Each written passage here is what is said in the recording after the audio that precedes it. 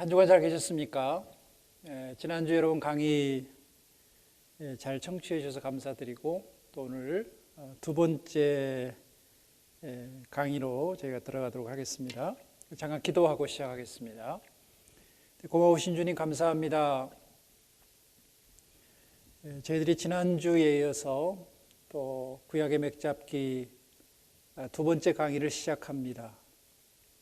하나님께서 제게 지혜와 계시의 영을 주시지 않고는 하나님의 말씀을 저희들이 올바로 분별할 수 있는 지혜가 없음을 고백하고, 주님께서 이 시간 이 말씀을 듣는 모든 사람들에게 지혜의 영으로 계시의 영으로 임하셔서 주의 말씀을 열 때에 우리 모두가 그 말씀 속에 감추어 주신 예수 그리스도의 비밀한 계시들을 들을 수 있고 볼 수 있도록 축복해 주시옵소서.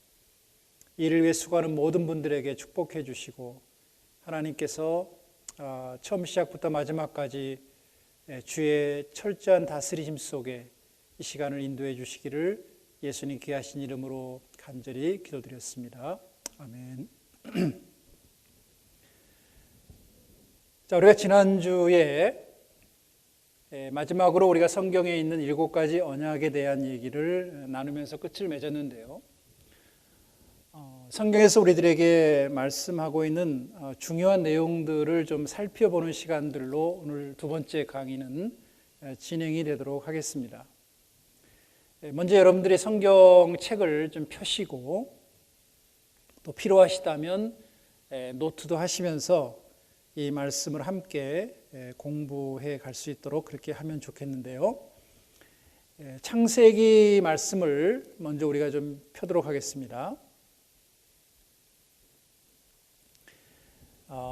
창세기 1장 1절에 보면 태초에 하나님이 천지를 창조하시니라 하는 말씀이 기록되어 있고, 2절에 보면 땅이 혼돈하고 공허하며 흑암이 깊음 위에 있고 하나님의 영은 수면 위에 운행하시니라 이렇게 표현하고 있습니다.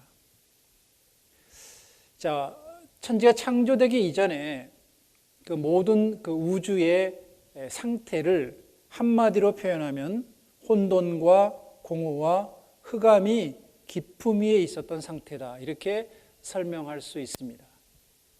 그런 그 유의 상태에서 하나님은 무의 상태에서 하나님께서는 유를 창조해 가고 있는 것이 바로 3절부터의 창조의 진행 과정입니다.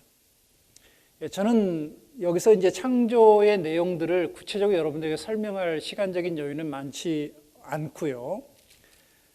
이 말씀들을 쭉 기록하면서 첫째 날부터 시작해서 마지막 6째 날까지의 창조의 과정들을 1장에서 다루고 있습니다. 그런데 1장 31절에 보면 하나님이 지으신 그 모든 것을 보시기에 심히 좋았더라. 저녁이 되고 아침이 되니 이는 6째 날이다 이렇게 설명을 합니다. 그러면서 2장 1절로 넘어올 때에 천지와 만물이 다 이루어지니라 이렇게 표현을 하죠. 6일의 창조 기간 동안에 하나님께서는 이 온 우주의 땅과 하늘의 모든 것을 전부 다 완성하시고 창조하셨다라는 사실을 우리에게 증명해주고 있고 소개를 해주고 있습니다. 그런데 매우 재미있는 한 가지 사실을 발견하게 되는데요. 2장 1절을 보면 2장 2절입니다. 다 같이 한번 읽어보겠습니다. 하나님이 그가 하시던 일을 7째 날에 마치시니 그가 하시던 모든 일을 그치고 7째 날에 안식하시니라. 3절 말씀 보니까 하나님이 그 7째 날을 복되게 하사 거룩하게 하셨으니 이는 하나님이 그 창조하시며 만드시던 모든 일을 마치시고 그날에 안식하셨음이니이다 라는 말이 있습니다. 이것이 인류가 경험한 첫 번째 샤밧이라고 하는 안식일입니다. 우리 개신교에서는 이 안식일이라고 하면 굉장히 거부감을 가지고 있어요. 안식교인들은 안식교인들이 쓰는 용어라고 생각을 하기도 하고 또 유대인들에게만 국한된 그런 용어라고 생각을 하기도 하기 때문입니다. 그런데 우리가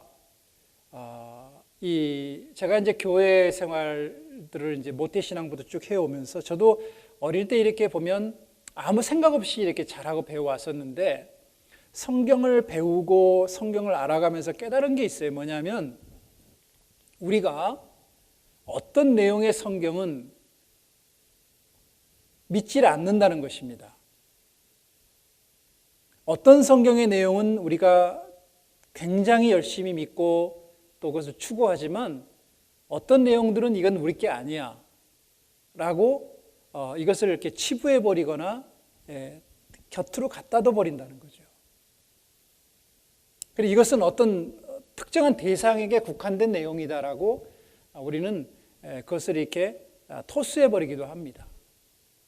그 중에 하나가 뭐냐면 바로 이 안식일법입니다. 여러분, 안식일을 안식교인들이 지키느냐 마느냐 이 문제를 얘기하는 게 아니죠.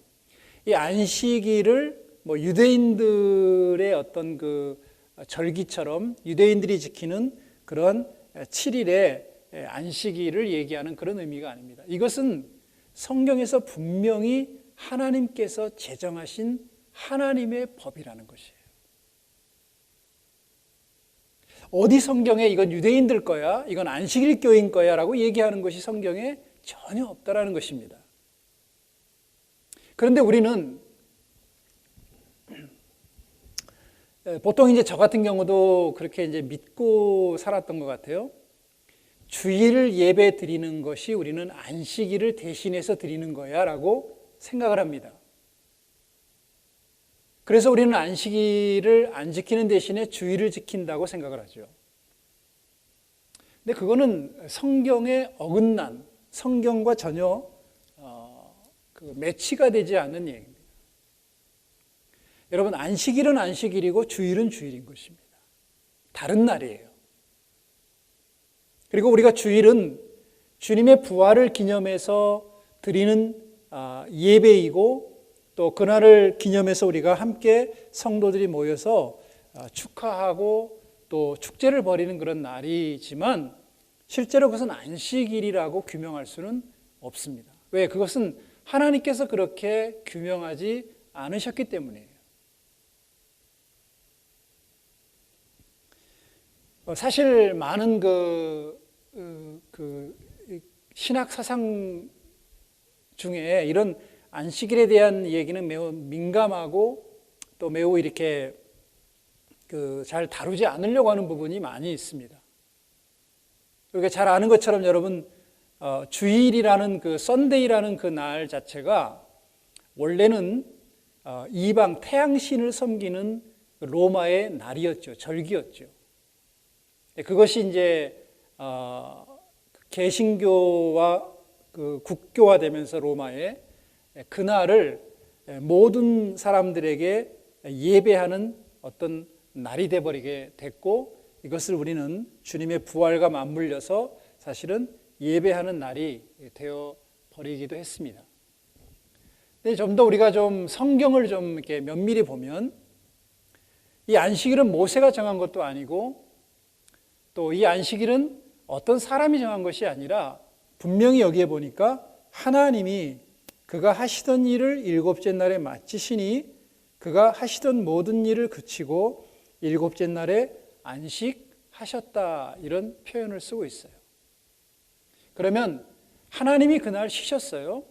그래서 하나님께서는 그분이 창조한 모든 만물에게 사람에게만 아니라 모든 만물에게 그날은 쉬어라고 명령한 겁니다. 그러면 하나님이 명령하신 것은 우리가 지켜야 되는 거죠. 그런데 우리는 안식일을 안 지켜요. 그분이 쉬셨다고 하는데 우리는 안 쉬고 싶어 하는 거예요.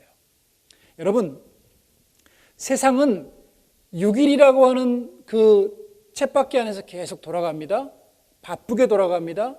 열심히 일합니다. 열심히 수고합니다. 그러나 하나님께서 이 7일째 되는 일곱째 날은 그분이 모든 것을 멈추라 하고 명령하신 거예요.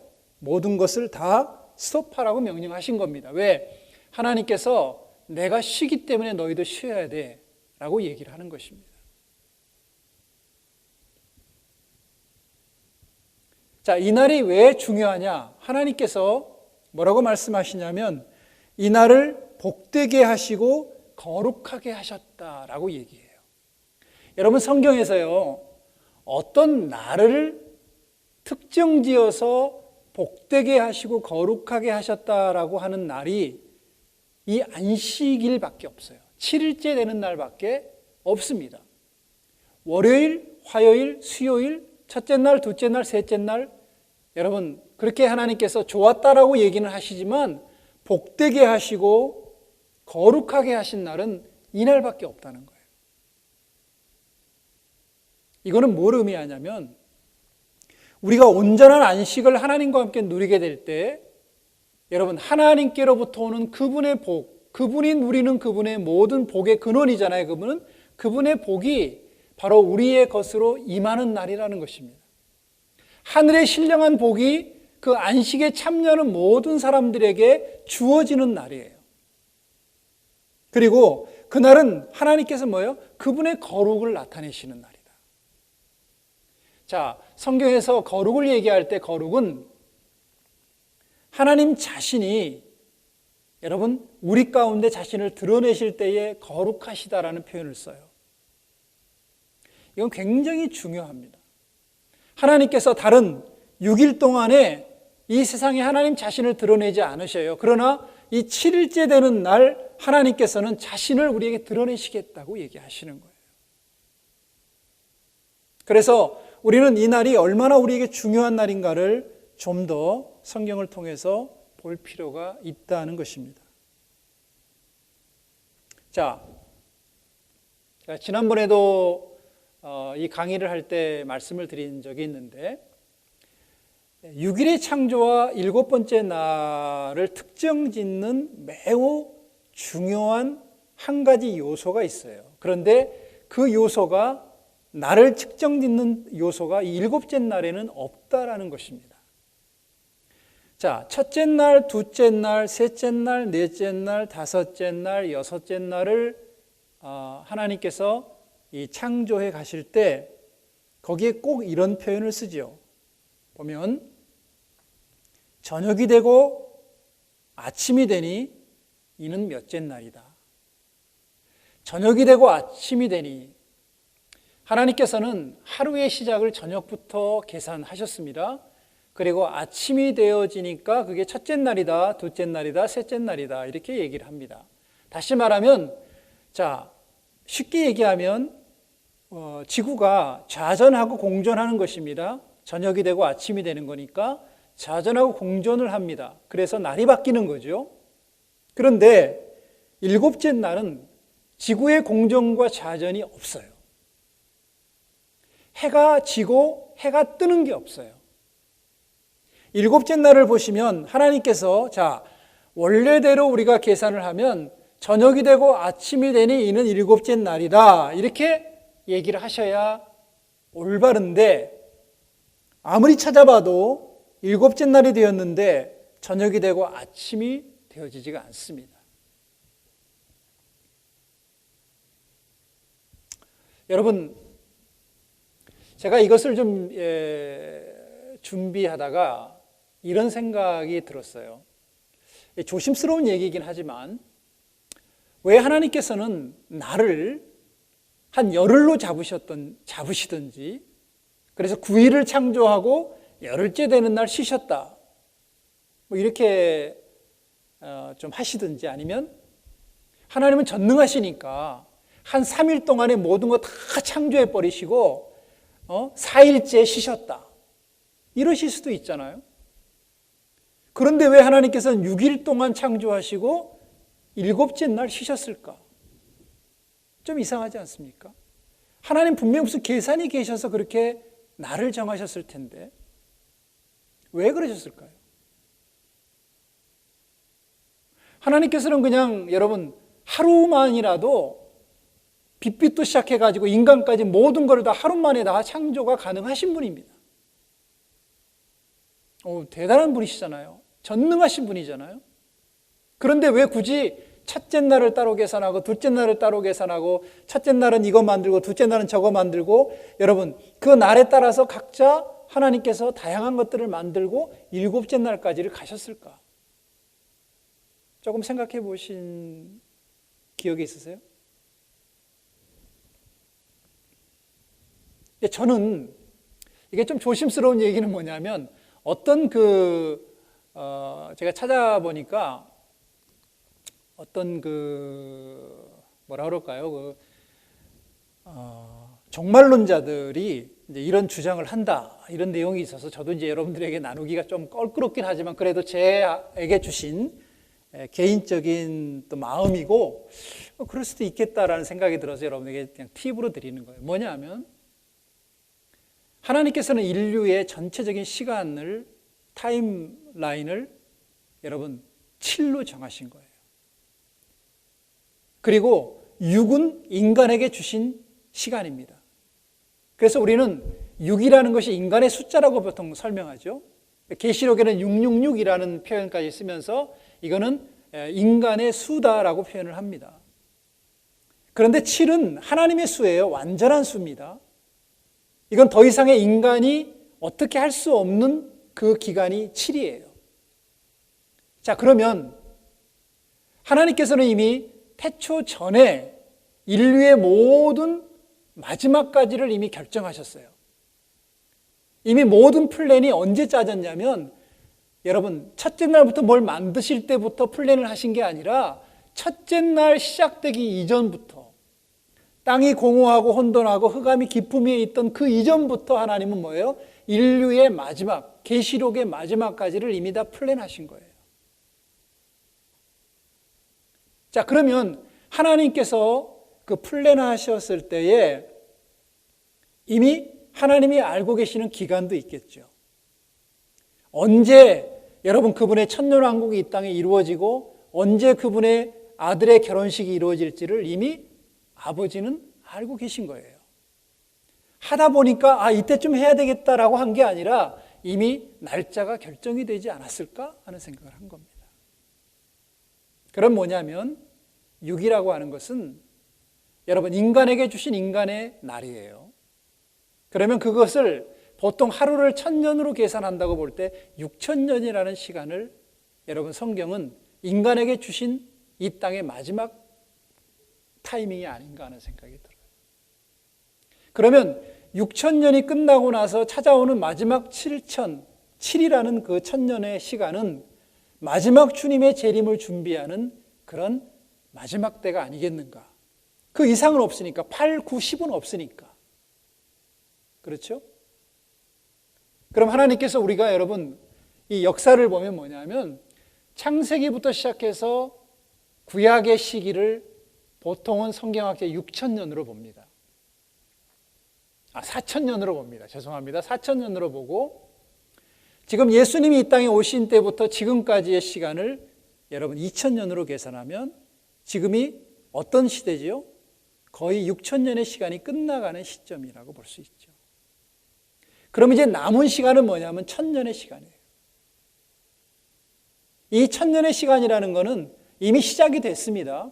앞으로 올 게 아니라 시작이 되고 이제 앞으로의 1000년의 시간이 여러분 더 넘어가서 8000년이 되고 9000년이 된다? 이거는 여러분 성경에 기록되어 있지 않는 수예요.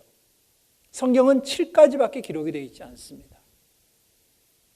자, 그래서 이제 우리가 그런 면에서 볼 때 지금 마지막 시대를 우리는 살고 있는 것이고 저희 시대에 예수님이 오시지 않더라도 우리의 자녀들이나 후손의 세대 분명히 이 인류가 존재하는 이 마지막 시점에서 여러분 예수님은 이 땅에 재림하시는 그분의 영광스러운 날을 맞이하게 될 그런 때가 오지 않을까 하는 생각을 어렴 잡아서 한번 해보게 됩니다. 아까도 말씀드렸지만 이 날은 더 이상의 아침과 저녁이 없습니다. 그런데 우리는 성경에서 아주 재밌는 부분을 한 가지 발견하게 되는데요. 스가랴서에 이런 말씀이 기록되어 있다는 것입니다. 스가랴 14장 6절과 7절의 말씀 여러분들의 성경으로 한번 찾아서 읽어보시기 바랍니다. 저와 함께 읽겠는데요. 자, 스가랴 14장의 말씀은 앞으로 장차 오실 메시아가 이 땅에 만들게 된 천년 왕국에 대한 아주 기가 막힌 그림이 스가랴 14장에는 기록이 되어 있습니다.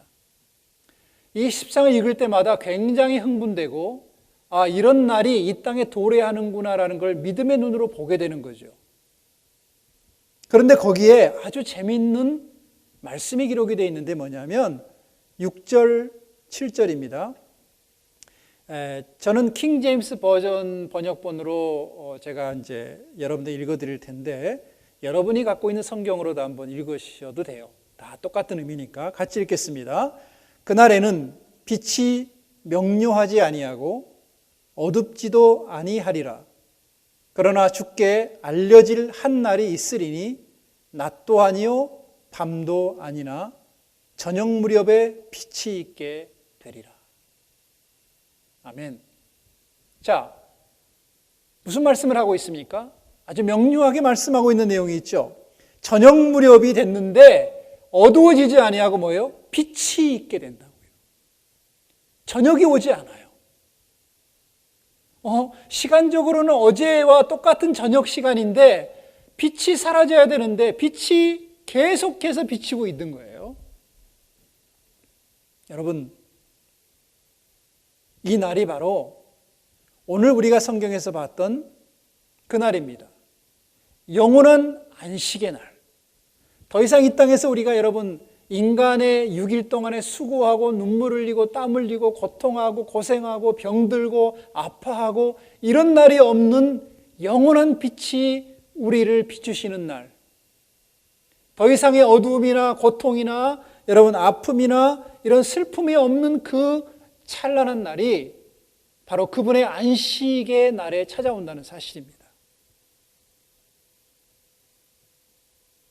그래서 하나님께서 정하신 이 완전한 안식의 날은 여러분 세상에서 6일 동안의 인간의 세계가 끝나고 나서 찾아오는 천년왕국의 시대, 바로 그때가 인간이 누리는 가장 영광스러운 정말 우리의 영혼이 자유함을 누리는 여러분 그 세 장에 갇힌 새들이 그 세 장이 열렸을 때 온 창공을 향해 날아가듯이 그런 영광스러운 자유함을 누릴 수 있는 완전한 퍼펙트한 그런 환경을 우리에게 마련해 주시는 날이 바로 이 안식의 날이다라고 하는 것입니다.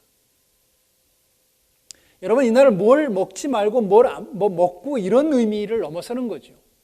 하나님의 빛이요 영광의 빛이 그 안식 가운데 있는 모든 사람에게 비추기 때문에 더 이상의 우리는 어두움, 더 이상의 우리는 그런 고통, 아픔 이런 것들을 느끼지 못하고 여러분 알지도 못하는 날이 우리에게 찾아오게 되는 것이에요. 자, 우리가 성경을 읽다 보면 여러분 신약 성경에 예수님께서 바리새인들하고 서기관들하고 제일 많이 논쟁을 한 문제가 뭐냐면 이 안식일에 대한 문제입니다. 하여튼 모든 논쟁은 대부분이 다 안식일에서 이루어져요. 안식일에 병을 고쳤기 때문에 문제를 삼고 안식일에 예수님께서 하지 않을 제자들이 하지 말아야 될 일을 했기 때문에 문제를 삼고 예수님께서 그 안식일에 대한 문제를 아주 집중적으로 여러분 바리새인들에게 설명하는 것이 바로 이 복음서의 내용의 전반적인 내용입니다. 왜 그럴까요? 안식일이 문제가 있을까요? 여러분 안식일이 뭐 잘못됐기 때문에 그럴까요?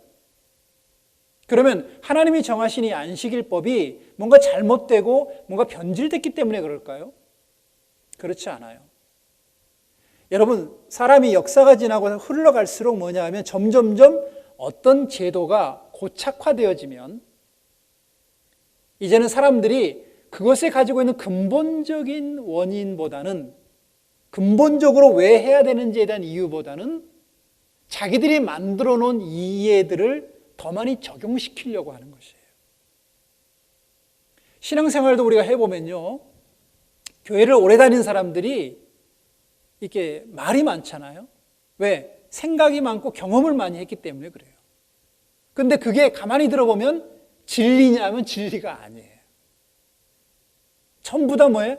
자기 경험, 자기의 생각, 들었던 거, 경험했던 이런 것들에 대한 것들이 믹스가 돼가지고 마치 진리인 것처럼 이렇게 보여질 뿐이지 진리는 아니거든요.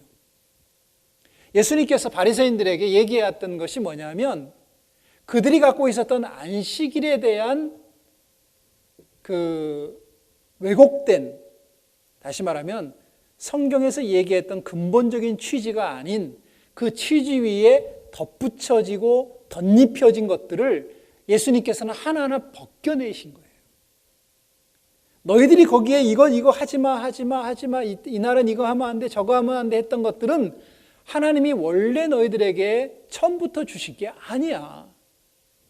그런 것들이 자꾸 덧입혀지니까 진짜 안식일이 뭐지라고 하는 것조차를 너희가 인식하지 못하기 때문에 이런 문제가 생기는 거 아니겠느냐라고 얘기하는 거죠. 그래서 예수님께서 뭐라고 얘기합니까? 안식일의 주인은 바로 나야라고 얘기하는 거예요. 그러면 여러분, 진정한 안식일은 누구를 통해서 찾아볼 수 있게 돼요? 예수님을 통해서 봐야 그게 진짜 안식일이에요. 예수님은 안식일날 뭐 하셨어요? 회당에 가셔서 말씀을 강론하시고 정말 병든 사람을 치유하시고 정말 가난한 사람을 찾아가서 손을 잡아주시고 위로해 주시고 힘을 주시고 정말 그 안식일에 어떤 제도에 묶이고 어떤 법에 묶이고 하면 안 돼, 이거는 해야 되는 거고 안 하는 거고 이런 거에 대한 여러분 그것에 묶여가지고 진짜 안식일에 대한 가장 중요한 그 안식일을 지켜야 되는 이유를 잃어버리게 되는 것 자체. 그게 뭐냐면 종교주의라는 거죠. 율법주의라는 거죠. 율법은 건강하고 좋은 것이지만 뭐가 문제가 되냐면 율법을 주의로 만들 때예요. 율법주의자가 될 때. 그게 문제가 되는 거예요. 교회도.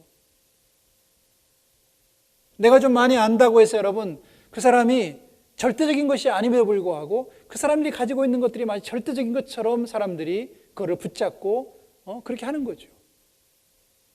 그게 위험한 겁니다. 교회는 그래서 율법주의자들이 위험한 거예요. 왜? 근본적인 그 율법의 말씀에 여러분 덧칠을 해놨기 때문에 내가 복음을 막 집어넣어가지고 거기에 여러분 그 사람들이 만들어 놓은 그 복음 자체가 뭐예요? 진짜가 아니거든요. 그걸 다 벗겨내지면 비로소 거기에 하나님의 진리, 하나님의 법이, 계명이 나오는데 그것이 아닌 다른 것들로 덧칠된 것들이 얼마나 많이 여러분 그런 것 속에 묻혀져서 오늘날 우리들에게 전해지고 있는지를 우리가 좀 볼 필요가 있다는 것입니다.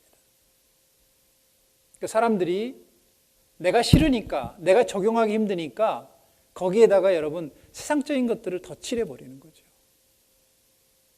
자, 오늘 우리가 이걸 보면요, 하나님께서 우리들에게 이 안식일을 명하면서 말씀하신 게 하나 있어요. 뭐냐 하면 이 땅에 사는 날 동안에 이 안식을 하는 이유가 뭐냐? 이건 예행 연습이라는 거예요.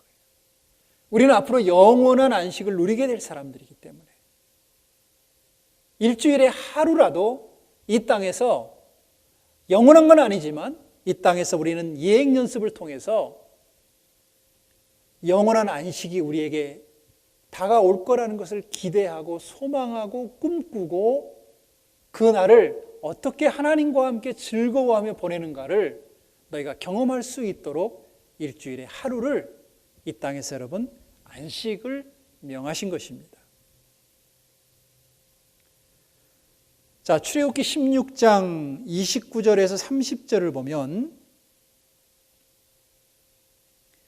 여섯째 날에는 이틀 양식을 너희에게 주는 것이니 또 일곱째 날에는 아무도 그의 처소에서 나오지 말지니라. 그러므로 백성이 일곱째 날에 안식하니라. 이런 말씀이 있습니다. 자, 이 말씀은 이제 출애굽을 한 이스라엘 백성들을 광야로 하나님께서 이끌어 가셨어요.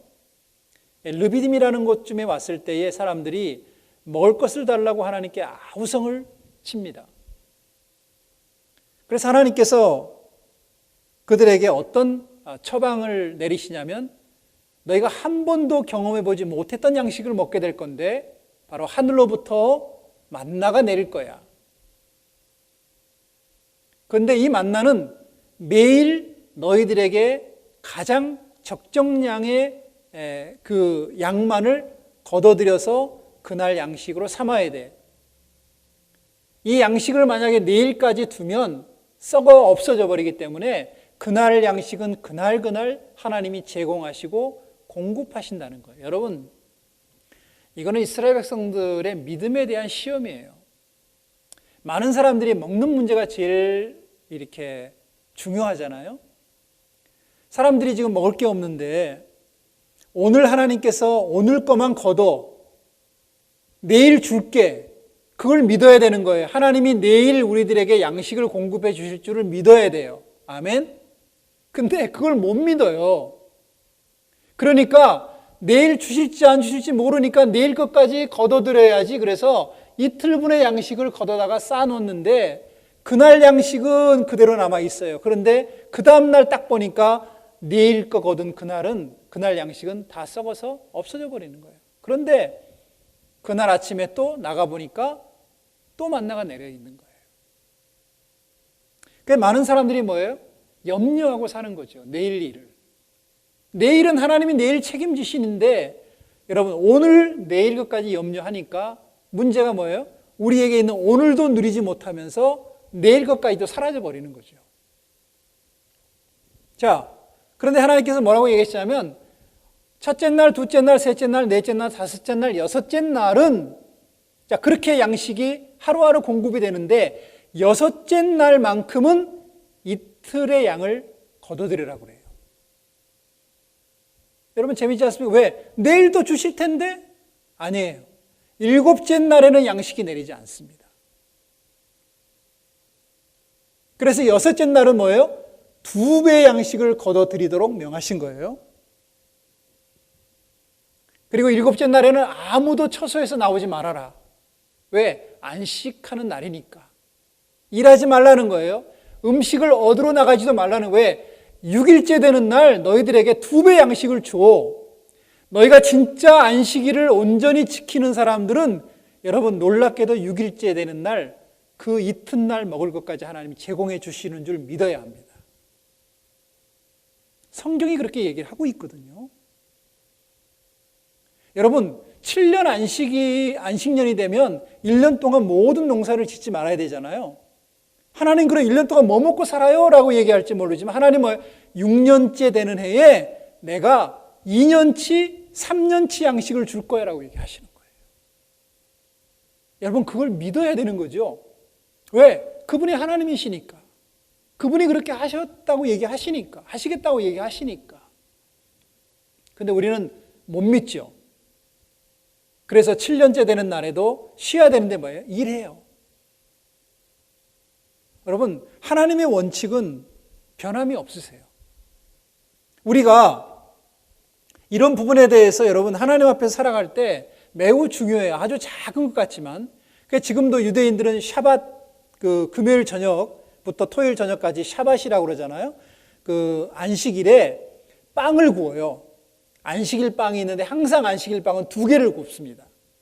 왜냐하면 바로 금요일 먹을 빵과 안식일에 먹을 빵, 이틀분의 양식이 광야에서 내려졌기 때문에 2개의 빵을 구워서 먹게 돼요. 자, 그러면 이 안식일이 왜 우리에게 중요한가? 출애굽기 23장 12절에 보니까 너는 엿새 동안에 내 일을 하고 일곱째 날에는 쉬라. 내 소와 나귀가 쉴 것이며 내 여종의 자식과 나그네가 숨을 돌리리라. 자, 레위기에 매우 재밌는 구절이 기록이 되어 있습니다. 여섯째 동안에 일을 하고 일곱째 날에는 쉬라고 하시는 중요한 이유가 한 가지인데 뭐냐면 그날은 숨이 돌아오는 날이다. 호흡하는 날이다. 여러분, 자, 창세기 2장에 보면 하나님께서 인간을 지으셨을 때에 뭐라고 얘기합니까? 7절에 땅의 흙으로 사람을 지으시고 생기를 그 코에 불어넣으셨다. 사람은요, 생기가 불어와야 우리 안에 있는 영이 살아나요. 여러분, 하나님께로부터 오는 생기가 회복이 될 때 우리 영이 회복이 되고 살아나서 다시 한번 6일 동안의 세상을 살아갈 때에 영의 사람으로 힘을 얻어 살 수 있는 은혜가 와요. 그런데 이 생기를 다시 회복하지 않으면 뭐냐면 계속해서 혼의 사람으로 사는 거예요. 또다시 일주일 동안 지치도록 아우 힘들어, 아우 죽겠네, 아우 이게 뭔 고생이야 이렇게 사는 거예요. 즐거움이 없는 거예요. 그 6일 동안의 기쁨은 아무것도 없는 거예요. 왜? 생기가 없으니까요. 영이 돌아오지 않으니까. 그냥 우리가 뭘로 사는 거예요? 그냥 혼적인 사람으로 사는 거예요. 영적인 사람으로 사는 게 아니라. 혼적인 사람이라는 게 뭡니까? 동물적 감각으로 사는 거죠. 여러분, 영의 사람은 어떻습니까? 기뻐하는 거예요. 즐거워하는 거죠.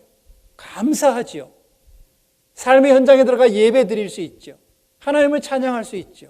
힘들고 어려운 환경을 경험해도 그 환경 속에서 아우 힘들어, 아우 죽겠네가 아니라 하나님 감사합니다. 오늘도 이거 주신 것 감사합니다. 건강 지켜주신 것도 감사합니다. 영의 사람은 육이 갖고 있는, 혼이 가지고 있는 욕구를 여러분, 영의 사람은 어떻게 해요? 그걸 이겨내는 거죠. 오버컴하는 거죠. 그런데 왜 많은 사람들이 예수를 믿고 교회를 다니고 주일날 예배를 잘 드리고 나가도 월요일부터 아우 죽겠네 하고 삽니까? 이건 영이 공급되지 않으니까. 영 안에 호흡이 공급되지 않으니까 그러는 거예요. 우리의 영이 여러분 살아나 있어야 되는데 영이 6일 동안 일하면서 뭐예요? 정말 쪼들리고 힘들고 어렵고 육체의 공격, 세상의 공격, 안목의 이런 공격들에 의해서 우리의 영이 뭐예요? 쪼그라들어 있는 거죠. 그러니까 우리 영이 펴질 시간이 없는 거예요. 펴질 시간이 없는데 계속해서 세상 속에 나가 사니까 어떻습니까? 힘들죠. 그냥 세상 사람하고 똑같이 사는 거예요.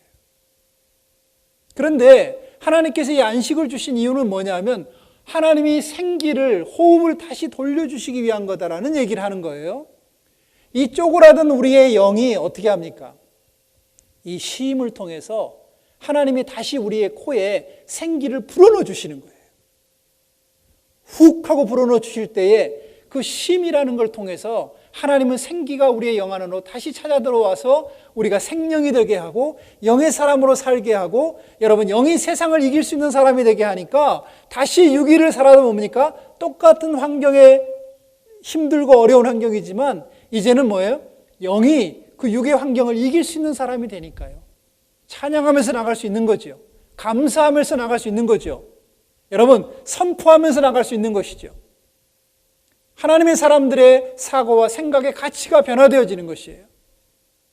이제는 이것이 여러분 살기 싫고 힘든 세상이야가 아니라 살만한 세상이 됐네? 한번 해볼 만하네? 감사가 있고 찬양이 있고 기쁨이 있는 세상이 되어지는 거죠. 코로나 바이러스가 여러분 아무리 우리를 엄습해도 영의 사람을 이길 수는 없어요. 혼의 사람들은요 코로나 바이러스 때문에 아무것도 못합니다. 이거도 하면 안 돼, 저거도 하면 안 돼, 나가면 걸릴 것 같아. 아무것도 할 수 없지만 영의 사람들은 어때요? 이걸 이기는 거죠. 그래서 삶의 현장 속에 들어갔을 때 어떻게 해요? 기뻐하고 감사하고 찬양하고 주님의 이름을 높이고 선포하고 여러분 하나님의 진리의 말씀에 순종하고 살기를 적극적인 방법으로 우리가 살아갈 수 있는 삶의 부분들을 경험하게 된다는 것입니다. 그래서 그날은 뭐예요? 호흡이 돌아오는 날이에요. 자, 쉽게 말하면 하나님이 숨 쉴 날을 주신 거예요. 우리의 영의 허파가 건강해지도록이요. 그래서 다시 한번 어두운 세상에 나가 살아도 전혀 요동하지 않고 흔들리지 않는 그런 사람들이 되게 하기 위함이다라는 것을 우리가 여러분 기억해 봐야 합니다. 유대인들이 나라를 잃고 한 2000년을 방황하고 유리를 했잖아요. 그런데 유대인들이 2000년 동안 나라 잃고 정말 오갈 데 없이 살면서도 유대인의 정체성을 잃어버리지 않았던 가장 중요한 이유 하나가 뭐냐면 그들은 안식일을 지켰다는 것입니다. 어디를 가나, 어디에 쫓겨가나, 어디에 여러분 정말 잡혀서 죽으러 가나, 아니면 어떤 환경에 살든 간에 반드시 안식일 날은 세계 도처에 흩어졌던 모든 유대인들이 동시에 어느 곳이든지 간에 그 안식일을 지켰다는 거예요. 그래서 어떤 학자는 말하기를 유대인들이 안식일을 지킨 게 아니라 안식일이 유대인들을 지켜줬다, 이렇게 표현을 합니다. 저는 그래서 이 안식일이 인간의 시간이요, 창조주 하나님 앞에서 멈춰지는 날, 그래서 그분 안으로 그날 매우 적극적으로 그분의 보좌와 임재 안으로 향하여 나가는 날, 저는 이것이 안식의 비밀이라고 생각이 듭니다. 우리의 시간이 멈춰지는 날이요, 세상에서 해왔던 6일 동안의 모든 일이 멈춰지는 날, 그리고 하나님의 거룩한 임재 안으로 우리가 여러분 나아가서 그분의 임재를 즐거워하는 날, 그리고 하나님으로 인해서 기뻐할 수 있는 날, 다른 아무 것을 하지 않아도 그것이 바로 이 안식의 비밀이고, 그렇게 될 때 저는 하나님의 영으로부터 여러분 우리에게 다시 생기가 불어옴으로 말미암아 마른 뼈와 같은 우리의 삶이 회복되어지고 살아나는 놀라운 역사가 이 하루 동안에, 안식일의 이 하루 동안에 우리에게 주어지고 이루어지게 될 줄로 분명히 확신합니다. 왜냐하면 이 날은 하나님이 명령하신 날이에요. 내가 복되고 거룩하게 하겠다라고 얘기하셨어요. 얼마나 놀라운 축복인지 우리가 모르겠습니다. 그래서 저는 이 안식에 대해서 한번 우리가 좀 심도 있게 생각을 해볼 필요가 있어요. 이 제가 지금 강의를 들으시는 여러분도 방법의 문제가 아니라 정말 여러분은 하루라는 날을 온전하게 하나님 앞에서 여러분의 쉼의 시간을 갖느냐, 그 온전함으로 말미암아 하나님 앞에 정말 여러분 머무를 수 있는 그 시간, 아무것도 세상의 일에 여러분 더 이상 내가 행하지 아니하고 그날은 오직 하나님 앞으로 나아갈 수 있는 그날을 우리가 가질 수 있느냐 하는 것들을 한번 곰곰이 생각을 해 보셔야 합니다. 예수님께서 이런 말씀하셨어요. 요한복음 5장 17절에 예수께서 그들에게 이르시되 내 아버지께서 이제까지 일하시니 나도 일한다라고 말씀하십니다. 예수님께서 안식일 날 병자들을 고치신 이유가 뭐냐면 하나님이 지금 일하고 계시니까 난 쉴 수가 없지. 아버지가 일하시는데 내가 어떻게 쉬어? 아버지가 일하시니까 나도 지금 일하고 있어라고 얘기를 하고 있는 거죠. 여러분, 이것은 하나님께서 쉬시는 그분의 안식은 앞으로 다가올 영원한 미래에 여러분 그러한 그 천년왕국의 때에, 그러니까 도래했을 때에 그분의 정하신 이 완전한 안식은 우리에게 주어질 것입니다. 그러나 그 날이 오기 전까지 우리는 이 땅에 살면서 비록 하루라는 시간이지만 하나님 안에서 그분이 누리는 안식을 아주 조금이나마 맛볼 수 있는 그런 은혜, 저는 그것이 성경을 지켜나가는 우리의 믿음이고 이 성경을 고수하려는 이러한 하나님의 사람들의 노력이라고 생각이 들어요. 이래서 빼버리고 저래서 빼버리는 것이 아니라 이것을 지켜나갈 수 있는 그런 새로운 그런 은혜들이 우리 가운데 있어져야 될 거라고 생각이 듭니다. 제가 이제 마지막 한 가지 부분을 더 보겠는데요. 자, 하나님께서 에덴 동산에 아담을 창조하셨습니다. 흙으로 지으시고 그 코에 생기를 불어넣으셨죠. 그리고 하나님께서는 그의 돕는 배필 여자를 만드셨습니다. 자, 창세기 2장 23절과 24절 말씀을 여러분들이 펴서 읽어 보겠습니다. 아담이 이르시되 이는 내 뼈 중에 뼈요 살 중에 살이라. 이것을 남자에게서 취하였은즉 여자라 부르리라 하니라. 이러므로 남자가 부모를 떠나 그의 아내와 합하여 둘이 한 몸을 이룰지로다. 저는 이 말씀을 이렇게 여러 차례 묵상하다가 아니 근데 이 24절의 말씀이 왜 여기에 기록이 돼야 되지? 라고 하는 생각을 여러 차례 한 적이 있었어요. 여러분, 에덴 동산은요 하나님의 완전한 처소예요. 그분의 임재가 영광이 너무 강해가지고요 사람들이 벌거벗은 모습까지도 보이지 않을, 쉽게 말하면 우리의 육은 하나님의 영광으로 완전히 가려져 버린 장소예요. 너무너무 여러분 영광스러운 장소이기 때문에 이 장소에서는 인간의 어떤 정욕이나 욕심이나 욕구나 필요나 이런 것들이 여러분 무의미한 곳이 바로 돼버린 것입니다. 그런데 보세요. 자, 하나님께서 그 여자를 만드셔서 아담에게 갖다 준 후에 이런 말씀을 하시죠. 남자가 부모를 떠나 그의 아내와 합하여 둘이 한 몸을 이룰지라. 이거는 어떤 결혼을 지금 전제로 하는 것인데 하나님께서 그 말씀은 자, 이 여자가 너와 결혼 상대야, 너와 함께 살 상대야, 이 얘기를 하실 수도 있어요. 그런데 뜬금없이 이런 얘기를 하시는 이유가 뭘까? 하나님이 부부로 두 사람의 연을 맺어주시기 위해서 이 말씀을 하실까? 그런데 제가 이 말씀들을 좀 보다가 발견한 몇 가지가 있습니다. 뭐냐면, 자, 좀 넘어가면서 쭉쭉 넘어가죠. 하나님께서 아담에게 한 가지 명령을 하셨습니다. 동산의 모든 열매는 다 네가 먹어도 되는데 단 한 가지, 중앙에 있는 선악을 알게 하는, 다시 말하면 knowledge tree 열매는 먹지 말아야 돼.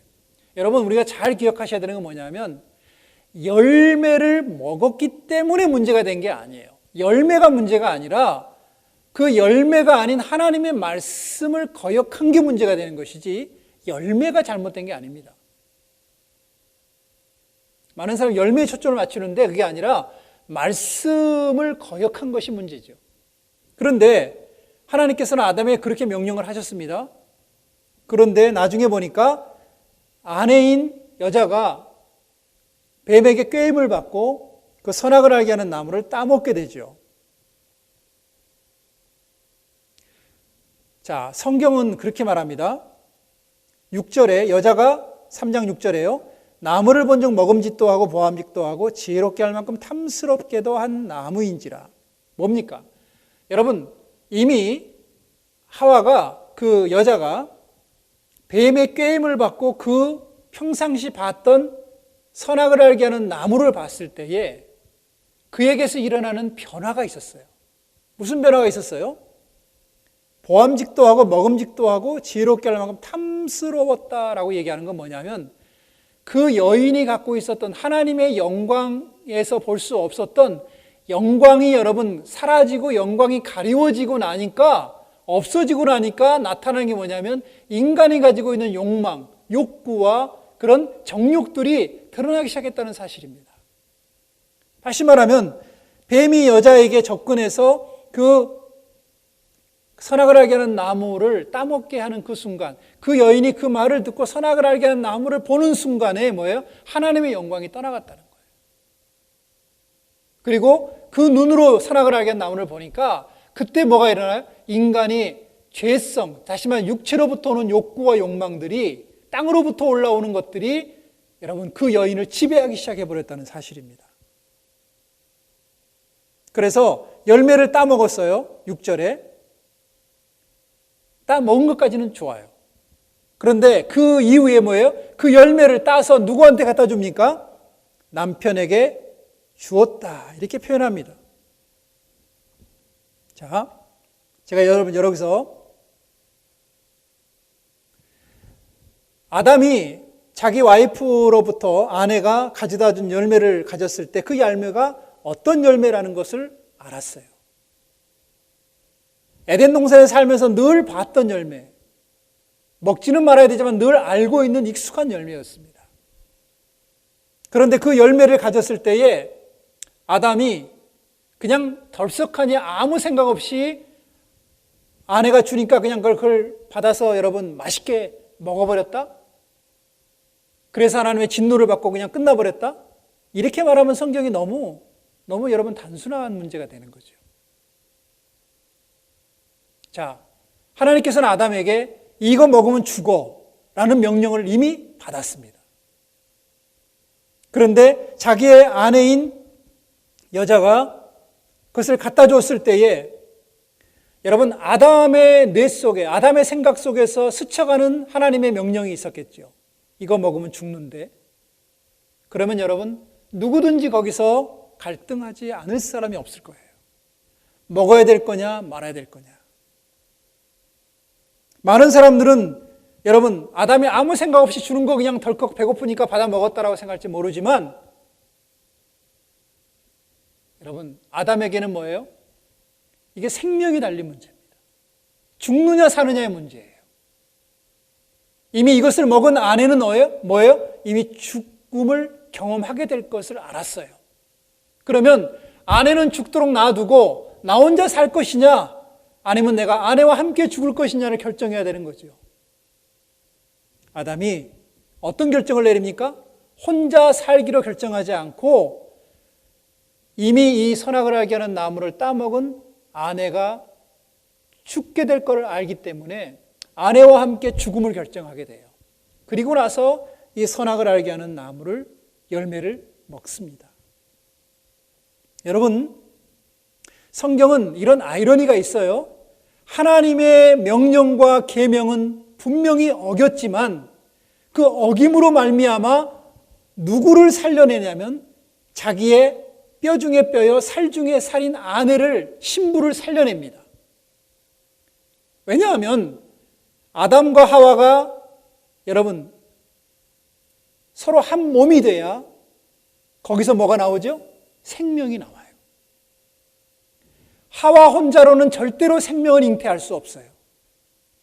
그래서 아담과 하와가 한 몸이 될 때에 생명이 나오고 그 생명이 나올 때 비로소 뭐가 되는 거예요? 여러분, 사망은 우리에게서 사라지기 시작하는 거죠. 저는 이것이 성경이 우리에게 보여주고 있는 굉장히 중요한 성경의 창세기에 나와 있는 비밀이라고 생각이 들어요. 자, 첫 번째 인간 아담은 하나님 앞에서 자기의 하와를 아내를 살리기 위해서 이 선악을 알게 하는 나무를 따먹기로 결정합니다. 하나님께 불순종할지라도 아내를 신부를 살리기 위한 어떤 극약 처방이고 선택이에요. 그래서 결국은 어떻게 합니까? 에덴 동산에서 쫓겨나게 되고 그들은 여러분 영원히 죽지 않는 생명을 가졌지만 에덴 동산에서 범죄함으로 말미암아 그들은 연수가 이르르면 자연적으로 죽게 되어지는 그러한 결과를 가져오게 됩니다. 그런데 우리는 재미있는 사실 한 가지를 발견할 수 있습니다. 성경에서 바울은 고린도전서 15장에 창세기에 나와 있는 이 아담을 첫째 아담이라고 부르고 이 땅에 오신 예수 그리스도를 둘째 아담 혹은 마지막 아담이다라고 기록하고 있습니다. 왜 예수님을 아담이라고 표현할까요?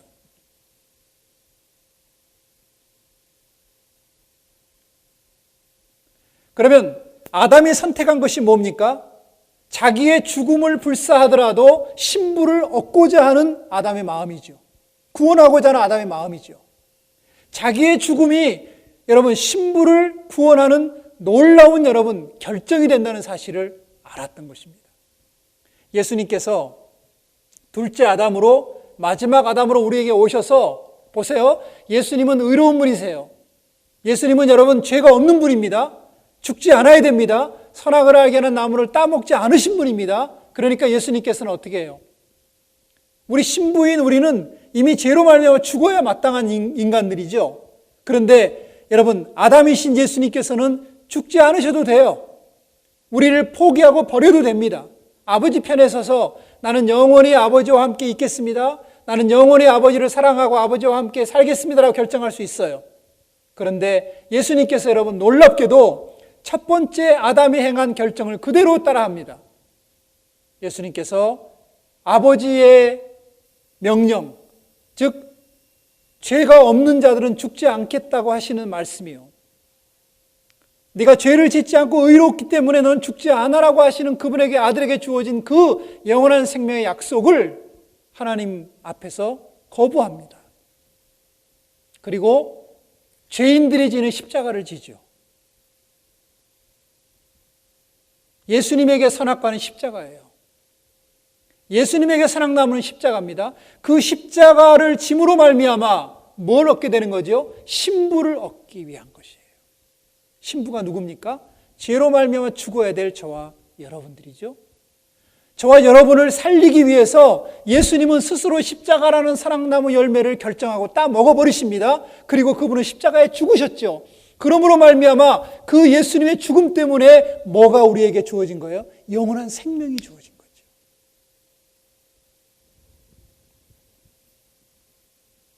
그래서 저는 다시 성경의 창세기 2장 24절로 돌아가 보시면 이 말씀의 해석이 제게 새롭게 다가오기 시작했어요.